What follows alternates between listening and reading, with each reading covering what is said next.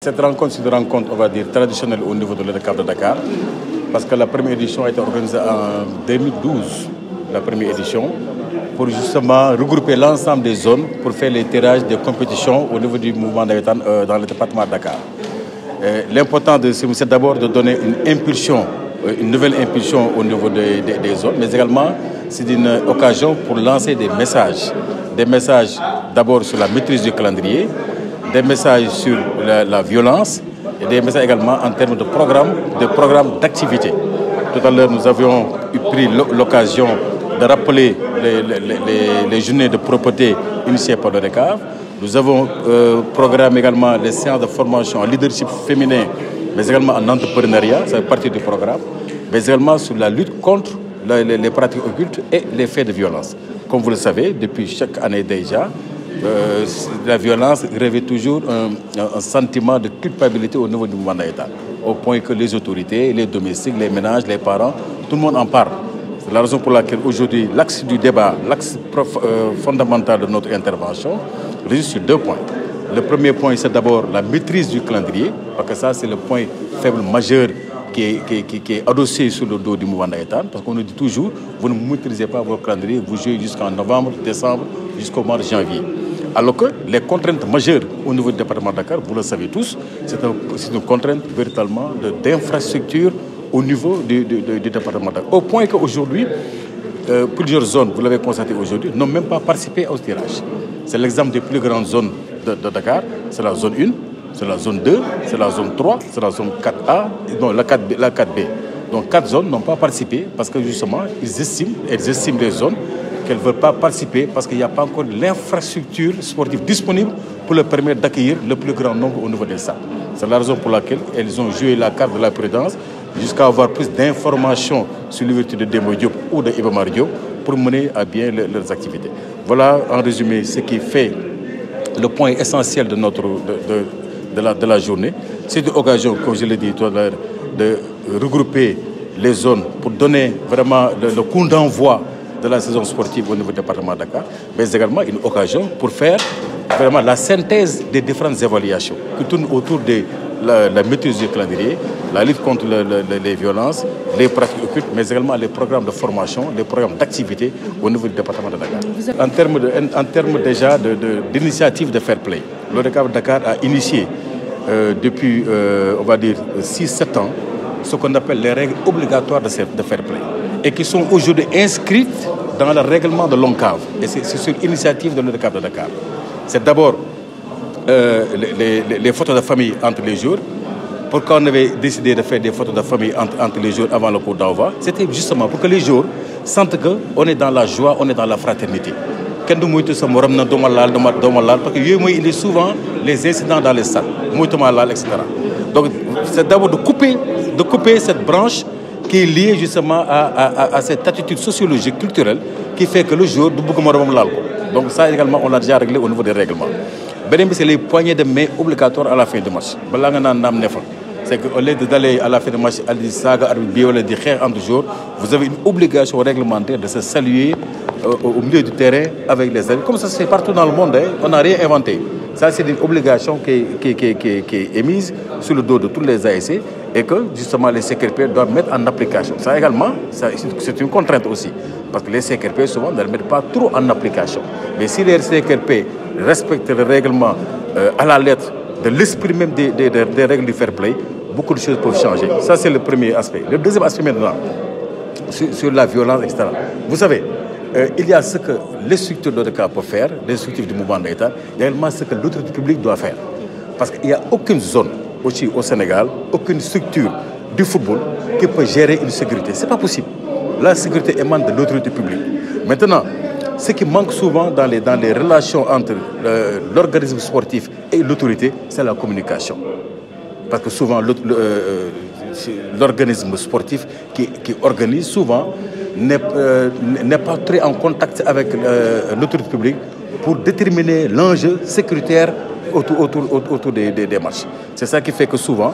quand il y a véritablement violence, c'est toujours le médecin après la mort. C'est des renforts qui viennent après. Alors que les renforts doivent être en amont dans l'organisation. C'est la raison pour laquelle il faut que nous, ce que nous préconisons cette année, et on l'a dit tout à l'heure, c'est les rencontres des comités locaux de développement au niveau des arrondissements, mais également au niveau de la région avec les CRD et les CDD. Ça, c'est un appel que nous lançons au préfet de Dakar pour l'organisation des CDD, qui nous permet d'identifier l'ensemble des contraintes liées à l'organisation des compétitions au niveau départemental,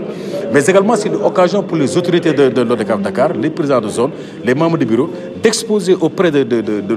l'autorité l'ensemble des programmes et des initiatives faites par les ASC, faites par les zones, faites par l'ODCAV. Seulement, c'est une revendication, c'est une doléance que nous portons à l'endroit du préfet. Un courrier dans ce sens sera envoyé au préfet dans les prochains jours pour justement l'organisation des CDD, qui est une occasion de parler des aspects sécuritaires, des aspects sportifs et également des programmes d'activité justement des zones et des ODCAV. Parce que souvent, l'autorité n'est pas très au fait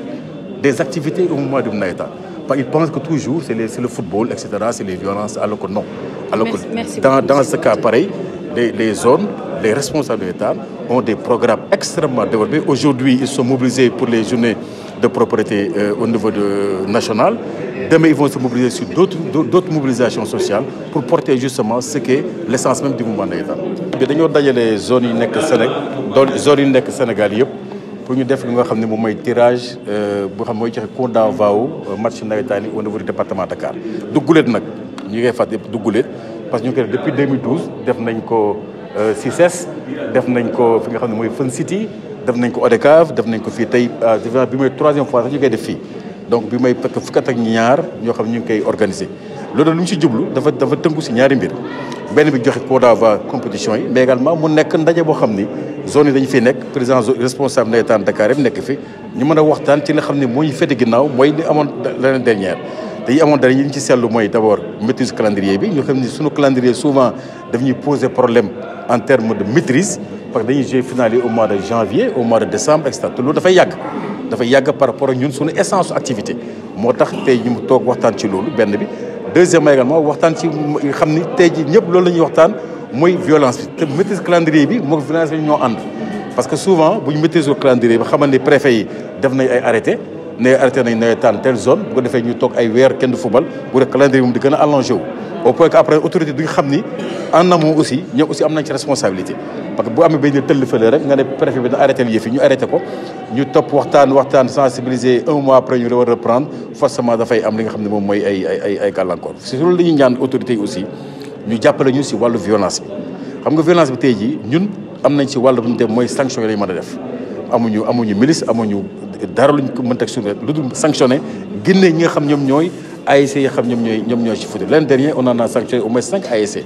génne leen carrément ci affaire yi des suspensions fermes yoo xam ne def nañ ko mais da ci gën a solo aussi que l'autorité mën cee dimbale foofu la ñuy woote defee un appel au préfet mu defal ñu benn CDD comité local comité de développement pour ñu mën a identifier ñun ñëpp acteurs yi li xam ne moom mooy gàllankoor mouvement nawetaan bi pendant une saison si wàllu sécurité bi ci xam ne mooy si wàllu déjà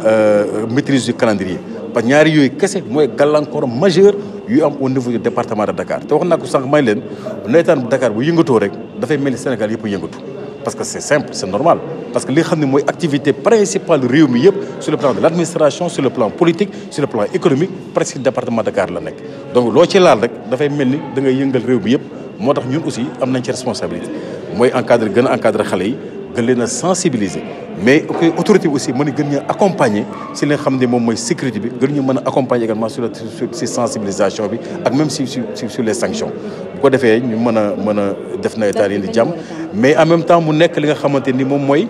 le programme d'activité bu ñu wootee autorité yi aussi ñu bañ a nekk ne leen rek autorité de sécurité parce que dañuy football et cetera déedéet dina nekk occasion que kilifa yi nekk ODCAV wax leen ne leen ñun lii mooy suñu programme d'activité sur le plan de la formation sur le plan socio-économique sur le plan culturel sur le plan de la ak yi nga xam ne mooy entrepreneuriat yooyu yëpp aussi ñu xam ko parce que dañuy yaakaar toujours ni que les activités nawetaan tournent autour uniquement des activités sportives alors que demeewul noonu y a beaucoup d'activités yoo xam ni jeunes yi ñu ngi koy mener au niveau du département dina ba aussi autorités yi xam ko pour dellu soit si li nga wax sànq ñu ngi démarrer le 5 août